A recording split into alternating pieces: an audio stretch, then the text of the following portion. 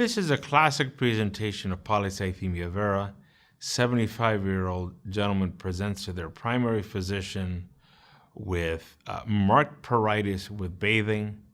The physician examines the patient, finds him to have a lot of rubor or kind of a reddened face, but the rest of the exam is pretty unremarkable. Does not find any enlargement of the spleen, takes a thorough history. There's been no prior blood clot or bleeding, but the blood tests demonstrate marked erythrocytosis, a very high hemoglobin, hematocrit, and an erythropoietin level, which is the lower limits of normal, which is consistent with a potential myeloproliferative neoplasm. Subsequently, the physician orders the JAK2 V617F, which confirms the diagnosis of polycythemia vera. The physician, trying to meet the diagnostic criteria of the World Health Organization, recommends a bone marrow aspirate biopsy to the patient. The patient declines.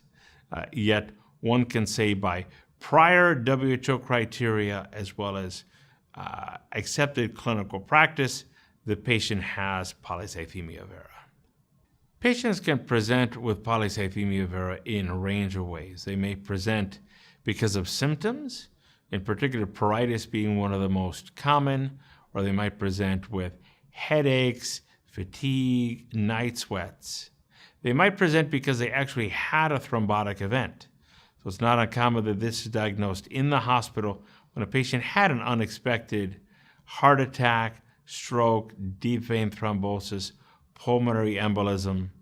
There are certain blood clots in unusual spots that are more common with polycythemia vera. Splanchnic vein thromboses or sagittal vein thromboses in the skull. Any of these atypical areas are in particular very suspicious for polycythemia vera. Finally, there are individuals who present because they are having a routine complete blood count for some other reason, maybe screening for a health insurance physical or a pre-employment physical, and are found to have marked erythrocytosis and or leukocytosis and or thrombocytosis.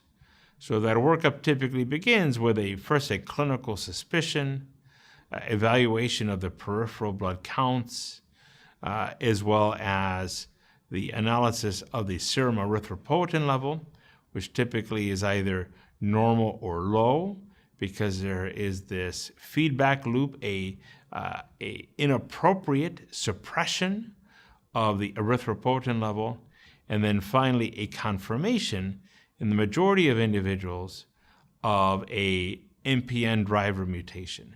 And in P. vera, that is primarily the JAK2 V617F in about 90 to 95% of patients, with the JAK2 exon 12 mutation being present in a small minority. Most laboratories now will perform a reflex JAK2 exon 12 mutation analysis if you suspect PV and the JAK2 V617F, the more common mutation, is not present. In the real world, patients might present in a whole range of ways. They may present initially with a high white count or a high platelet count, and because of pre-existing iron deficiency, they may not yet be fully manifesting their erythrocytosis. So this is not uncommon in, let's say, women of menstrual age, where they may have chronic or severe iron deficiency as part of the equation. Individuals who go on clinical trials typically will meet very specific eligibility criteria, have the classic distribution of marked erythrocytosis, and depending upon the study, may have other prerequisite features such as splenomegaly and or leukocytosis above a certain threshold and or splenomegaly.